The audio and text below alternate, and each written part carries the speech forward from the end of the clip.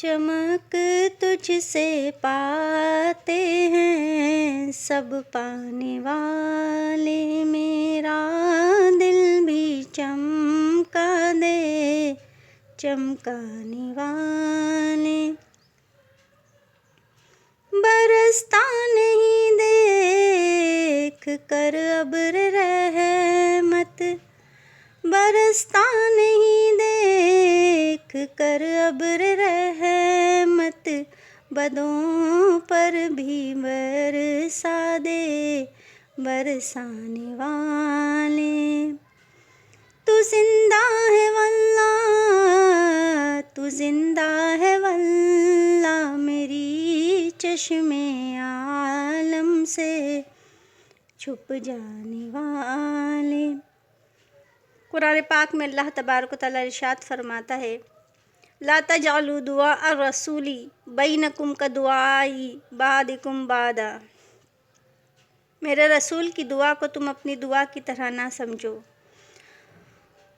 حضور علیہ الصلاۃ والتسلیم کی ہر دعا مقبول ہے، اور آپ کی دعا سب کے حق میں قبول ہوتی ہے۔ یقیناً حضرت عائشہ صدیقہ رضی اللہ تعالیٰ عنہا نے جب صبح و شام آپ کی زبان سے نکلی ہوئے التجا قبول ہوتے ہوئے دیکھے تو عرض کیا، میں نے آپ کے رب کو آپ کی تمنائیں پوری کرنے میں بہت ہی جلدی فرمانے والا پایا۔ وہ ذبح جس کو سب کن کی کنجی کرے، اس کی نافذ حکومت پہ لاکھوں سلام۔ نبی پاک حضرت محمد مصطفیٰ صلی اللہ تعالیٰ علیہ وسلم کی مبارک دعا کی قبولیت کے ہزارہا واقعات ہیں، جس میں سے ایک یہ کہ حضرت ابو ہریرہ رضی اللہ تعالیٰ عنہ کی والدہ کے ایمان لانے کا ہے، جو حضرت ابو ہریرہ رضی اللہ تعالیٰ عنہ بیان فرماتے ہیں کہ میں اپنی والدہ کو روزانہ اسلام کی دعوت دیتا مگر وہ نہ مانتی۔ ایک دن میں نے حسب معمول دعوت دی تو انہوں نے میرے آقا صلی اللہ علیہ وسلم کے بارے میں ایسے کلمات کہے جو میں سن نہیں سکتا تھا۔ مجھے سخت صدمہ ہوا، روتے ہوئے اپنے کریم آقا محمد مصطفیٰ صلی اللہ علیہ وسلم کی بارگاہ رسالت مآب میں حاضر ہوا اور واقعہ بیان فرمایا۔ عرض کیا، یا رسول اللہ صلی اللہ علیہ وسلم، دعا فرمائیے اللہ تعالیٰ میری والدہ کو دولت ایمان سے نوازے۔ اس پر حضور نبی کریم صلی اللہ علیہ وسلم نے دعا کے لیے ہاتھ اٹھائے اور عرض کیا، اے اللہ، ابو ہریرہ کی والدہ کو ہدایت عطا فرما۔ چونکہ ابو ہریرہ رضی اللہ تعالیٰ عنہ کو آپ کی مقبولیت دعا پر یقین تھا، جلدی سے گھر پلٹے تاکہ والدہ کو اطلاع دے۔ دروازے سے باہر ہی تھے کہ یہ آواز سنی، اشہد ان لا الہ الا اللہ واشہد ان محمدًا عبدہ ورسولہ۔ اجابت نے جھک کر گلے سے لگایا بڑی ناز سے جب دعائیں محمد صلی اللہ علیہ وسلم۔ اجابت کا صحرا عنایت کا جوڑا دلہن بن کے نکلی جب دعائیں محمد صلی اللہ علیہ وسلم۔ وہ ذبح جس کو سب کن کی کنجی کہے، اس کی نافذ حکومت پہ لاکھوں سلام۔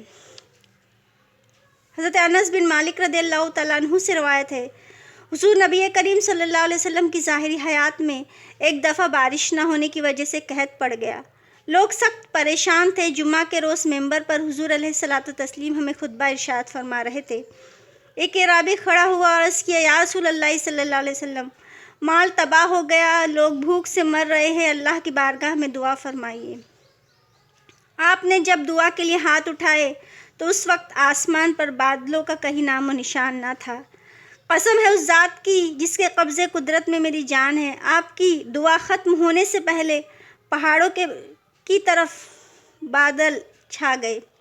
ابھی آپ ممبر سے نیچے بھی نہیں اترے تھے کہ بارش شروع ہو گئی، حتیٰ کہ میں نے آپ کی داڑھی مبارک کو بارش سے تر پایا۔ اس دن سے بارش شروع ہوئی، دوسرے روز ہوئی، تیسرے روز ہوئی، حتیٰ کہ دوسرا جمعہ آ گیا۔ آپ صلی اللہ علیہ وسلم نے خطبہ دینا شروع فرمایا تو وہ اعرابی اٹھا اور عرض کیا، مکانات گر رہے ہیں، مال ڈوب گیا، ہمارے لیے بارگاہ رسالت میں دعا کیجیے۔ آپ نے دعا کی اور ہاتھ اٹھائے اور فرمایا، اللہم والنا ولا علینا، اے اللہ ہمارے ارد گرد برسے، اب ہمیں ضرورت نہیں۔ آپ کا ارشاد پاتے ہی شہر مدینہ سے باہر چھٹ گئے، بادل چھٹ گیا اور ارد گرد برسنا شروع ہو گیا۔ بخاری شریف حدیث 46۔ غور کیجئے، بادل فی الفور آ گیا، اس وقت برسنا بند ہوا جب حضور نے کہا، اب ضرورت نہیں، یعنی اللہ کے حبیب صلی اللہ علیہ وسلم کی اجازت کے بغیر وہ واپس ہی نہ جا سکتا تھا۔ وہ ذبح جس کو سب کن کی کنجی کہے، اس کی نافذ حکومت پہ لاکھوں سلام۔